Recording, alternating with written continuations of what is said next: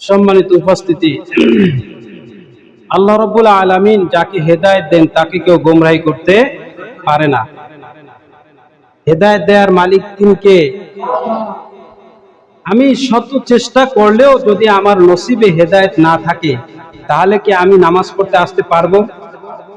তাহলে মুতাওয়াজ্জা হইতে হবে কার দিকে? হেদায়েত চাইতে হবে কার কাছ থেকে? হেদায়েত দেওয়ার মালিক তিনি কে? এই জন্য আল্লাহ রাব্বুল আলামিন বলেন, আমি যাকে পছন্দ করি, যাকে ভালোবাসি, যাকে মনোনীত করি, সেই আমার পথ ধরতে পারে, আসতে পারে। কিন্তু যার নসিবে হেদায়েত থাকে না, সে হাজারো চেষ্টা করলেও সে হেদায়েতের পথে আসতে পারে না। মাই ইয়াহদিহিল্লাহু ফালা মুদিল্লা লাহু ওয়া মাই ইউদ্লিলহু ফালা হাদিয়া লাহু। আল্লাহ যাকে হেদায়েত দিবেন তাকে কেউ কখনো গোমরাহি করতে পারে না। এই জন্য একজন মুমিন ব্যক্তি শত ব্যস্ততার মাঝেও সে আল্লাহকে ভোলে না। শত ব্যস্ততার মাঝে আল্লাহকে ভোলে না, আল্লাহর স্মরণ থেকে সে বিমুখ হয় না। এই জন্য বলা হয়ে থাকে, মুমিন ওর কপালে যদি হেদায়েত থাকে, সে শত ব্যস্ততার মাঝেও সে ফজরের নামাজ কাজা করে না। কিন্তু মুনাফিক ফুজ্জার ও যতই চেষ্টা করুক, তার নসিবে হেদায়েত নেই, সে ফজরের নামাজে উঠতে পারে না। তাহলে বোঝা গেল হেদায়েত দেওয়ার মালিক তিনি কে? এই জন্য গোলাম, আল্লাহর গোলাম মুমিন ব্যক্তি যখন আল্লাহকে পেতে চায়, আল্লাহ রাব্বুল আলামিনকে পেতে চায়, তার সন্তুষ্ট অর্জনের লক্ষ্যে সে মুতাওয়াজ্জা হয়, তখন বলা হয়ে থাকে শত বিপদের মাঝেও সেই গোলাম আল্লাহকে কখনো ভোলে না। আর যার নসিবে হেদায়েত নেই, শত তাকে দাওয়াত দিলেও সে পাপের কাজ ছাড়ে না, সে পাপের কাজ ছাড়ে না। তাহলে বোঝা গেল হেদায়েত দেওয়ার মালিক তিনি কে? আল্লাহ। সেই আল্লাহর উপরে আপনার ইয়াকিন এবং বিশ্বাস যথাযথভাবে যদি থাকে, তাহলে আল্লাহ রাব্বুল আলামিন কখনো আপনাকে গোমরাহি করবেন না। আল্লাহ রাব্বুল আলামিন যদি আপনার হেদায়েত চান, তাহলে পাপ কাজ শত বাধা চেষ্টা করেও আপনি তাকে পাপের কাজ করাতে পারবেন না। একজন মুমিন ব্যক্তি যে আল্লাহর হয়, তাকে শত চেষ্টা করে আপনি নামাজ তরক করাতে পারবেন না। কিন্তু যার নসিবে হেদায়েত নেই, মুনাফিক ফুজ্জার, শত চেষ্টা করলেও সেই মসজিদে আসতে পারে না। তাহলে বোঝা গেল আল্লাহ রাব্বুল আলামিন যাকে হেদায়েত দেন, যাকে কবুল করেন, সেই এই মসজিদে আসতে পেরেছে। ঠিক কিনা বলুন? এই জন্য আমার ভাইয়েরা, সেই আল্লাহর প্রতি তাওয়াক্কুল করার দরকার আছে না নাই? আমরা দুনিয়ায় মুতাওয়াজ্জা হই, যিনি খাওয়ান, যিনি পড়ান, যিনি আমার সব কিছুর দায়িত্ব নেন, তার প্রতি আমি তাওয়াক্কুল হই, তার প্রতি আমি মুতাওয়াজ্জা হই, কারণ আমি তার মুকাফিক। তাহলে এই তামাম পৃথিবী যিনি পরিচালনা করছেন, যিনি আমার রিজিকের ব্যবস্থা করছেন, আমাকে সুস্থ রাখছেন, আমাকে পরিচালনা করছেন, আমাকে এই আলো বাতাস দিয়ে, অক্সিজেন দিয়ে আমাকে বাঁচিয়ে রাখছেন, সেই মালিকের প্রতি আমাদের মুতাওয়াজ্জা হওয়ার দরকার আছে না নাই?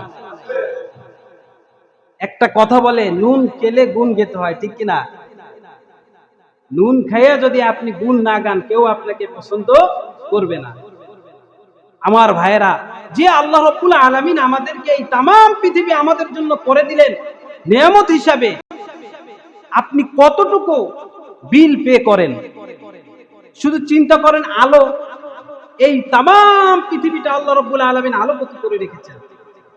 যখন অন্ধকারাচ্ছন্ন হয়ে যায়, রাত হয়ে যায়, আপনার আলোর জন্য কত টাকা আপনাকে পে করতে হয়। কিন্তু আল্লাহ রাব্বুল আলামিন এই দিনের বেলা যদি 24 ঘন্টা অন্ধকার করে রাখতেন, তাহলে বিল দিয়ে পারতেন? কত টাকার বিল দিতেন? শুধু তাই নয়, এই যে নিঃশ্বাস, অক্সিজেন আপনি গ্রহণ করেন, এর কত বিল আপনার হইছে, আপনি কি চিন্তা করেন? হাসপাতালে, হসপিটালে 1 সপ্তাহ থাকলে আপনার দেখা যায়, করোনার সময় বোঝা গেছে যে অক্সিজেনের কি মূল্য। এক সপ্তাহে অক্সিজেনের বিল কত। এমনকি এমন সময় হয়েছে অক্সিজেনের অভাবে ওই সময় করোনার রোগী অনেক সময় মারা গিয়েছে, অক্সিজেন পায়নি, অক্সিজেনের স্বল্পতা। তখন বোঝা গিয়েছে যে অক্সিজেনের কি মূল্য। অথচ আল্লাহ রাব্বুল আলামিন আপনাকে জন্মের পর থেকে মৃত্যু অবধি পর্যন্ত 60 বছর, 70 বছর, 80 বছর জীবদ্দশায় আপনাকে অক্সিজেন দিয়ে বাঁচিয়ে রাখছেন। বিনিময়ে আল্লাহ রাব্বুল আলামিন আপনাকে 1 টাকা বিল করেন নেই, ঠিক কিনা বলো? বিল দিয়ে কি আমরা পারতাম? আমার ভাইরা, এই জন্য সব সময় সন্তুষ্ট রাখতে হবে কাকে? শুকর করতে হবে কার? আল্লাহ। এই জন্য আল্লাহ রাব্বুল আলামিন বলেন, লা ইন শাকারতুম লা আযীদান্নাকুম ওয়া লা ইন কাফারতুম ইন্না আযাবি লাশাদীদ। ফাযকুরুনি আযকুরকুম ওয়াশকুরুনি ওয়া লা তাকফুরুন। বান্দা, তোমার 3.5 বডির দিকে তাকাও। একটা ভাল্ব দিয়েছি, একটা কিডনি দিয়েছি, ঠিক কিনা আমার ভাইরা? এটার মূল্য কত বেশি। দেখা যায় অনেক সময় একটা কিডনি যখন অকেজো হয়ে যায় তখন বোঝা যায় যে কিডনির কত দাম। অথচ 60 বছর, 70 বছর আল্লাহ রাব্বুল আলামিন আপনাকে সুন্দরভাবে জীবন গঠন করার জন্য, পরিচালনা করার জন্য সুঠাম করে সুঠাম দেহের অধিকারকে যে আল্লাহ রাব্বুল আলামিন সেট করে দিয়েছিলেন, সেই আল্লাহর জন্য আপনি কি করেছেন চিন্তা করেছেন? সেই আল্লাহর দিকে আপনি মুতাওয়াজ্জ না হইয়া, শুকরগুজারি না হইয়া, তার পবিত্রতা ঘোষণা না করে, তার প্রশংসা না করে আপনি মানুষের প্রশংসা করেন, মানুষের প্রতি মুখাপেক্ষী হন, তাহলে কি জান্নাত মিলবে নসিবে? আল্লাহ খুশি হবে না বেজার হবে? আর আল্লাহ রাব্বুল আলামিন যদি কোনো বান্দার প্রতি বেজার হয় তাহলে কি অবস্থা হবে? আল্লাহ রাব্বুল আলামিন যদি কারো দিক থেকে কারো প্রতি নেক দৃষ্টিতে তাকায় তাহলে কিন্তু তার নসিব খুলে যাবে। আল্লাহু আকবার। কাল কিয়ামতের ময়দানে আল্লাহর রহমতের কি দাম, আল্লাহ কেমন রহমান রহিম। সমস্ত মানুষকে যে একদিন কালেমা পড়ছে তাকে জান্নাত দিবেন। এরকম তার ঈমান অনুযায়ী, পাপ অনুযায়ী শাস্তি দেওয়ার পরে সর্বশেষ এক ব্যক্তি জাহান্নামী হয়ে যাবে, জাহান্নামে থাকবে। তাকেও আল্লাহ রাব্বুল আলামিন সর্বশেষ ঈমান আনার কারণে জান্নাতে দিবেন। বলি সুবহানাল্লাহ। ফেরেশতাকে বলা হবে, কে আছে আর জাহান্নামে, তাকে খুঁজে বের করো। দেখা যাবে এক কোনায় পুড়ে ছারখার কয়লার মতন, কিন্তু মরেও না, বাঁচেও না। তাকে উঠিয়ে আনা হবে। উঠিয়ে আনার পর তাকে জিজ্ঞাসা করা হবে যে, বান্দা, এই যে তোকে আমি এত বছর যাবত জাহান্নামে তোকে পোড়াইলাম, এত কষ্ট পেলি, যন্ত্রণা ভোগ করলি, কিন্তু সেই মাবুদকে, সেই আল্লাহকে তোর এই 60 বছর 70 বছর জীবনে একবার কি ডাকছো? একবার কি মুখ থেকে আল্লাহ শব্দটা উচ্চারণ করছো?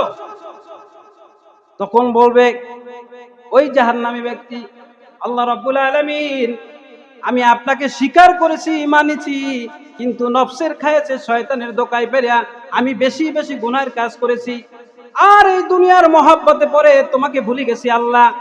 শুধু তাই নয়, তুমি যে রহিম এবং রহমান, এই কথাও আমি স্বীকার করেছি, মুখ থেকে উচ্চারণ করেছি। আল্লাহ রাব্বুল আলামিন বলবেন, ও বান্দা, তোর মনের খায়েশ কি, তুই কি চাও? তখন যে জাহান্নামী সে বুঝতে তো পারবে আমার তো জান্নাতের কোনো উপায় নেই। কিন্তু যখন ওই জান্নাতীদের, আমার ভাইরা, যখন কোনো ইয়াতে শপিং মলে বা ঘরে যদি এসি থাকে, দেখেন এসির বাতাস বাহিরে আসে নাকি, অনুভূতি হয় না? আমার ভাইরা, ওই জান্নাতীরা যখন জান্নাতের নাজ নিয়ামত ভোগ করবে, সর্বশেষ জাহান্নামী ব্যক্তি আফসোস করবে, বলবে, আল্লাহ, আমার আমলনামায় তো এমন কোন নেক নেই যার বিনিময়ে আমি জান্নাতে ঢুকতে পারবো। আল্লাহ, আমি তো জান্নাতে যেতে পারবো না, তুমি আমাকে ওই জান্নাতের বারান্দায়, যেখানে ওই জান্নাতের নাজ নিয়ামত সুঘ্রাণ ভেসে আসতেছে, তুমি আমাকে ওইখানে একটু স্থান দিয়ে দাও। আল্লাহ বলবেন যা তোর মনের আশা পূরণ করলাম। যখন ওই জান্নাতের বাহিরে রাখা হবে তখন বলবে কি বান্দা তুই খুশি কি? বলে আল্লাহ খুশি, কিন্তু মনে তো আরো চাই। কি মনে চাই বান্দা বল? বলে আল্লাহ ওই জান্নাত যে কত বড়, দুনিয়ায় সব চাইতে যে ব্যক্তি কম জান্নাত পাবে, ছোট জান্নাত পাবে, দুনিয়ার 10 দুনিয়ার সমান পরিমাণ একটা জান্নাত আল্লাহ রাব্বুল আলামিন তাকে দিয়ে দিবেন। বলি সুবহানাল্লাহ। সব চাইতে যে ছোট জান্নাত পাবে তাকে দুনিয়ার 10 দুনিয়ার সমান, এই পৃথিবীর 10টার সমান একটা জান্নাত তাকে দান করবে। আফসোস করবে, বলে আল্লাহ এত সুন্দর বালাখানা, এত সুন্দর পোশাক, এত সুন্দর নাজ নেয়ামত, আমি তো এই জান্নাতের কখনো ঘরের মধ্যে প্রবেশ করতে পারবো না, প্রসাদের মধ্যে প্রবেশ করতে পারবো না, আমার জন্য তো একটা রুম বরাদ্দ হবে না। আল্লাহ তোমার কাছে ফরিয়াদ, তুমি যদি আমাকে ওই জান্নাতের ভিতরে শুধু একটু প্রবেশ করার অনুমতি দিতা। হ্যাঁ, আফসোস করে বলবে আল্লাহ তো বান্দার সাথে খেলতেছে, দেখি বান্দা কি চায়। বলবে যে যা যা তোর মনের আশা পূরণ করলাম। যখন জান্নাতের মধ্যে প্রবেশ করবে আর বলবে আল্লাহ জান্নাতের ভিতর প্রবেশ করলাম ঠিকই, কিন্তু এই যে সুন্দর সুন্দর বালাখানা তৈরি করছো আল্লাহ, এর ভিতর কত না নাজ নেয়ামত, কত আরামদায়ক জিনিস রয়েছে আল্লাহ, আমার নসিবে হবে না। আল্লাহ তুমি আমাকে একটু ওই জান্নাতের একটা ঘরের মধ্যে, প্রসাদের মধ্যে তুমি আমাকে একটু যদি জায়গা করে দিতা। আল্লাহ রাব্বুল আলামিন সঙ্গে সঙ্গে ডাক দিব, বলবা আল্লাহ, আল্লাহ রাব্বুল আলামিন সঙ্গে সঙ্গে ডাক দিয়ে বলবে বান্দা তুই তো দুনিয়ায় আমাকে স্বীকার করতি, কিন্তু নফসের কারণে তুই পাপের কাজ করেছি। তুই তো জানতি আমি রহমান, আমাকে রহমান নামে তুই ডাক দিয়েছ। আমি এই জান্নাতের মধ্যে যে কেউ ঢোকে তার কোনো আশা আমি অপূর্ণ রাখি না। তোকে যেহেতু একবার ঢুকাই দিয়েছি এই জান্নাতে, আর তুই আশা রাখছো একটু প্রসাদে বালাখানায় ঢোকবা, যা যা তোকে আমি 10 দুনিয়ার সমপরিমাণ একটা জান্নাত আমি তোকে দান করে দিলাম। তাহলে আল্লাহ রহমান এবং রহিম, দেওয়ার মালিক তিনি কে? এই জন্য আল্লাহর নেক নজর রহমত দরকার আছে না নাই আমার ভাইরা? এই জন্য সর্ব অবস্থায় আল্লাহ রাব্বুল আলামিনের শুকরের মধ্যে থাকবো, শুকরের মধ্যে থাকবো, জিকিরের মধ্যে থাকবো, তাসবিহের মধ্যে থাকবো, তাহমিদের মধ্যে থাকবো, তাহলিলের মধ্যে থাকবো। যিনি বরকত ঢেলে দিবেন তিনি কে? আমার ভাইরা, এই জন্য আল্লাহ রাব্বুল আলামিনকে রব বলে যদি আপনি পরিপূর্ণভাবে ইয়াকিনের সাথে বিশ্বাস করতে পারেন, তাহলে তিনি যে রব, তিনি যে রাজ্জাক, দুনিয়ায় আপনি ভোগ করবেন, আখিরাতে আপনার অনন্ত সেই নিয়ামত, অপূর্ণত নিয়ামত আপনার জন্য অপেক্ষা করছে। ঠিক কিনা বলুন আমার ভাইরা? এই জন্য গুনাহ ধরতে হবে না ছাড়তে হবে? ছাড়তে হবে। গুনাহ ছাড়তে হলে ঈমানের সাথে, নফসের সাথে আপনার জিহাদ করার দরকার আছে না নাই? মন চাই জিন্দেগি না রব চাই জিন্দেগি? কথা বলেন, মন চাই জিন্দেগি না রব চাই জিন্দেগি? মন চাই জিন্দেগি আপনি করবেন, দুনিয়া পাবেন, মাগার ওই রব চাই জিন্দেগি করলে আল্লাহ রাব্বুল আলামিন যে নিয়ামত রেখেছেন অসংখ্য, সেই নিয়ামত থেকে আপনি বঞ্চিত হবেন। তাহলে মুমিন সব সময় কোন জীবন যাপন চায়? মন চাই জিন্দেগি না রব চাই জিন্দেগি? কথা বলতে হবে, কোন চাই, কোন জিন্দেগি? রব চাই জিন্দেগি। রব চাই জিন্দেগি যদি আমি গঠন করতে পারি, তাহলে আমার দুনিয়াও সফল, আখিরাতও সফল। আমার ভাইরা, এই জন্য আমরা যে আল্লাহকে বিশ্বাস করি, যিনি আমাদেরকে পরিচালনা করেন, তিনি কে? আল্লাহ হচ্ছে রাজ্জাক। আল্লাহ হচ্ছে কি? রাজ্জাক। রিজিকের মালিক কে? রিজিক কার হাতে? তাহলে এটা যদি আপনার বদ্ধমূল হয়, তাহলে দুনিয়ার রিজিকের পিছনে না ছুটে যিনি রিজিক দেন সেই রবের পিছনে যদি আমি ছুটি, তাহলে রিজিক এমনি এমনি আপনার কাছে হাজির হবে। ঠিক কিনা বলো? তাহলে মানুষ কিন্তু আল্লাহকে ভুলে, আল্লাহকে বাদ দিয়ে রিজিকের পিছনে ছুটে, কিন্তু দেখা যায় রিজিকও পায় না, আল্লাহকেও পায় না, দুনিয়াও শেষ, আখিরাত শেষ। ঠিক কিনা বলুন আমার ভাইরা? আর যদি আল্লাহকে রিজিক এবং তাওয়াক্কুল হিসেবে, মুতাওয়াক্কিল হিসেবে, রাজ্জাক হিসেবে, আল্লাহ রাব্বুল আলামিনকে রব হিসেবে স্বীকার করে যদি আমি তাওয়াক্কুল করে রিজিকের অন্বেষণ করি, রিজিক দিবেন তিনি কে?